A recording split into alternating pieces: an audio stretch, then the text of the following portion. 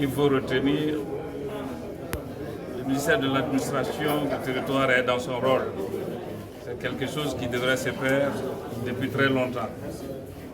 Nous prenons acte quand même de l'évaluation, puisque nous sommes sous observation. Et nous avons certains documents aussi, tous les partis, ils ne veulent pas dire les partis validés, mais ils ont juste dit des partis en observation. On prend comme ça. Et les documents qui sont demandés, je crois que ce n'est pas grande chose. Chaque parti en observation est en mesure de déposer au moins ces documents. Donc, je crois que nous sommes en transition. Il y a la chance de régulariser certaines situations, surtout au niveau politique. Il faut vraiment décanter.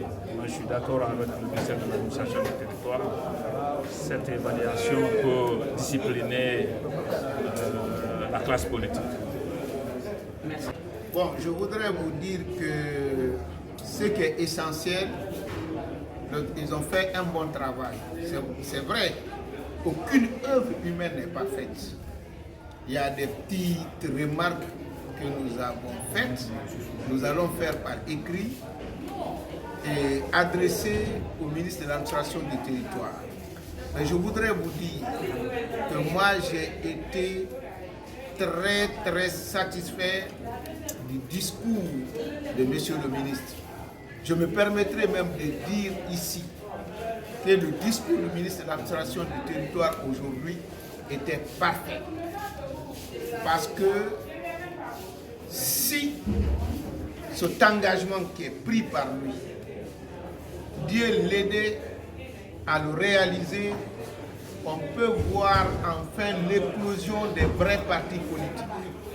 Parce que depuis 1990, date de l'adoption de la loi fondamentale sous Lansana Conté et la création des partis politiques en 1992, nous n'avons jamais eu des partis politiques qui ont fonctionné correctement comme des partis politiques. Ça, il faut avoir le courage de le dire. Donc, le ministre de l'administration du territoire s'est engagé de faire en sorte qu'on n'ait pas de partis politiques, entreprises appartenant à un seul individu qui peut décider qui peut être parti, qui peut faire quoi au sein du parti et qui peut être licencié du parti comme si c'est un employé. Et dit désormais, c'est le statut, le règlement intérieur qui prime. Et moi j'ajoute, pour que cela soit une réalité, il faudrait que l'État fasse des efforts. Parce qu'on le sait tous que la main qui donne, c'est cette main qui commande. Si c'est une seule personne qui finance le parti, qui paye même le transport des congressistes, qui les loge, qui les nourrit, et qui même donne le perdien pour la participation au congrès, il ne perdra jamais lors d'un congrès. Et il décidera qui doit être membre et qui ne le sera pas. C'est pourquoi l'État doit faire en sorte que les partis politiques puissent fonctionner sur fonds propres. Quand vous prenez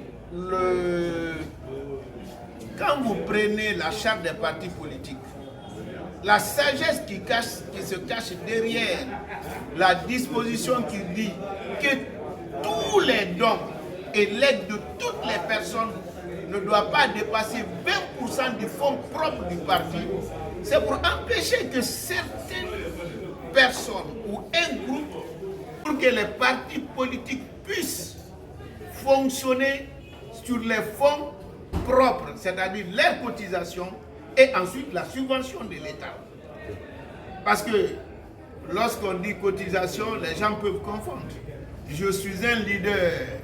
Si la cotisation est de 5 000, si je donne 1 milliard, ce n'est plus la cotisation. Si moi seul je donne 1 milliard, ça ne doit pas être accepté par l'administration du territoire. C'est pourquoi je n'ai même pas compris le sens de certaines questions aujourd'hui sur la thématique pour l'évaluation des partis politiques. L'administration du territoire ne doit pas demander à un parti politique les dons et l'aide. Parce que ça, en amont, quand vous devez recevoir des dons et des legs, vous devez écrire au ministère de l'administration du territoire pour dire telle personne et telle personne doivent donner un tel montant. Et l'administration du territoire est censée de connaître, c'est-à-dire votre patrimoine. Si le montant dépasse, les 20% de votre patrimoine, ça ne doit pas être reçu. Donc cette question ne devait même pas être posée. Je vous dis que nous sommes très satisfaits du travail.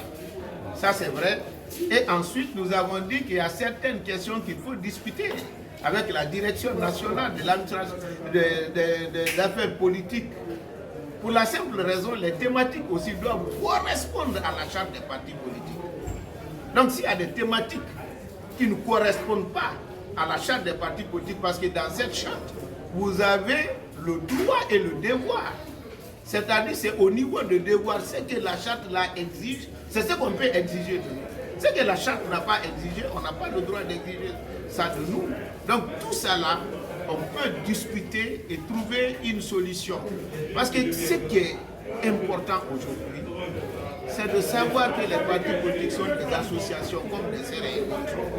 Si vous devez fonctionner en fonction de ce que vous avez écrit, c'est-à-dire votre statut. Bon, règlement intérieur, ce n'est pas obligé, mais si vous l'avez fait, vous êtes obligé de respecter.